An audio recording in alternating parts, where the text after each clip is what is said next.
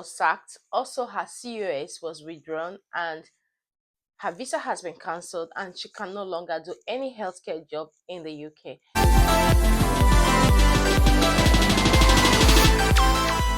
Hey guys, welcome back to my channel. My name is Fadra. If you're joining me for the very first time, I'm so happy to have you all in my beautiful family. My returning subscribers, thank you so much for always coming back to watch my videos. I really do appreciate. God bless you. If you're new to this channel, I create contents on how you can migrate to the UK, jobs with visa sponsorship in the UK immigration updates, live in the UK, like scholarships in the UK, everything you can think about the UK. So if you're someone who is interested in such content, do hit on the subscribe button, turn on the notification bell, so each time I upload a new video, you're definitely going to be the very first person to see that video. So guys, before we dive right into today's video, please do like and share this video with your friends and loved ones. This video may just save someone. So in today's video, I'm going to share a very sad story about a nurse, a healthcare worker who live in the same city where I live, and as I speak to you now, she can no longer do any healthcare jobs in the UK. Her C.O.S has been cancelled and her names have been added to the list of those that can never do any healthcare jobs in the UK. So even if she goes to do a DBS, all of those things will reflect and she cannot do any healthcare job in the UK. So the sad thing about this story is that the patient died the next day. As I speak to you now, patient is still in the mortuary. So what happened was, this nurse was on duty attending to other people, doing her normal routine and so on, and she did not even notice when a sick patient fell from the bed. So this healthcare worker resumed work, went to her shift as normal, and was attending to other patients, but never noticed that one of her patients, who has been very ill, fell from the bed. And I don't know, I think from what I was told, that it took a very long time for her to even notice. And how she got to notice it, a porter who works in the hospital found the patient on the floor and ran to call the nurse. And when he ran to call the nurse, immediately the nurse came with him and they picked up the patient. They didn't follow the procedure, the normal process of picking up the patient from the bed. They just picked up the patient and put back on the bed. And the nurse did not even write this down in her handover note, so that whoever is coming to take over from her will be aware of what has happened. Now, this is why, if you're working in the UK as a carer, there is a note that is always in the service user's house that anything you do, you need to write it. Anything you observe, you need to write it. And some people skip that note. And when you skip that note, and you're supposed to be on duty at that time, you will be held responsible, because you have to put down everything. Even if you're giving the patient a medication, water, like anything, you just have to make sure that you do that proper handover. And that note also helps the next person who is coming to take care of the service user to know where you have stopped and where to continue from. Now, this nurse, she was on duty, that happened, and she did not even put it in her notes, which is very bad. You're supposed to write down everything that has happened during your shift from start to end, provided it's happened during your shift. You're supposed to put down everything. Now, when this porter helped this nurse to pick up this patient from the floor and put back this patient on the bed, the porter went ahead and told other colleagues what has happened.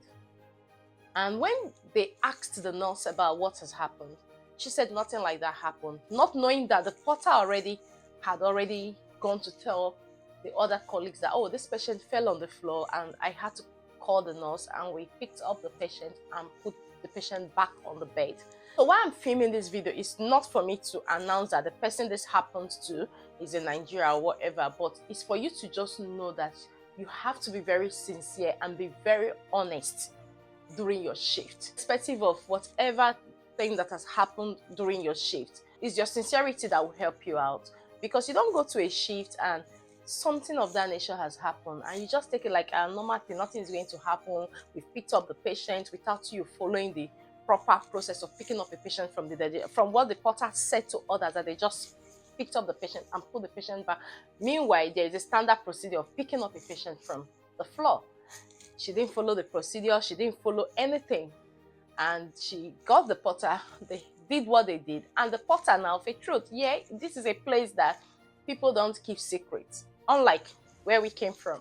You can say, oh, this happened, but you're not going to tell anybody. But for this country where we live in, People don't keep secrets. This is not supposed to be a secret, to be honest. It is something that happened during your shift. It wasn't your fault that the patient fell on the floor, but you picked up the patient, you have to put it down. This patient A fair, we picked him up or we picked her up, and the next person who is coming will know what has happened. Now the porter went around telling everybody what has happened. They called this lady and they were asking her, can you tell us how did it happen? She was still insisting that nothing happened, not knowing that the porter she worked with had already gone around to tell everybody.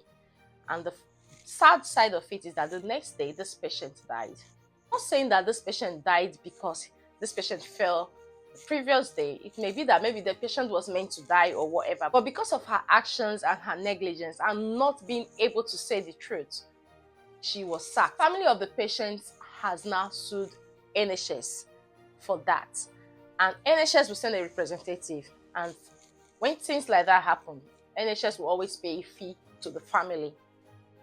But now let's look at it this way. Even if that patient was meant to die, maybe the patient would have died the next day or maybe a day after or so, but because this patient fell from the bed, and the family now is saying that if not that this patient fell from the bed, there was a negligence on duty and so on. So they're not going to take it very easy with NHS, and they sued NHS to court. What NHS did to this nurse was to sack the nurse because they were actually sending a representative, and not only that she was sacked, they had to put it on her data, and they also withdrew her license. So imagine if she just came in as a nurse, or maybe she doesn't have a dependent that maybe may get another job for her to depend on the person, then she will have to go back to her country, because as it stands now, she cannot do a care job. She cannot do anything related. There are certain jobs that she cannot do because her PIN has been withdrawn from her, and she cannot do anything that has to do with healthcare job in this country again. So I'm filming this video for you to know that there are certain things that are taken very serious in the UK. The healthcare job can put you in a lifetime in prison, to be honest, if you're not careful with what you do, and especially if you're on duty. It is very important that you take note of everything that happens on your shift.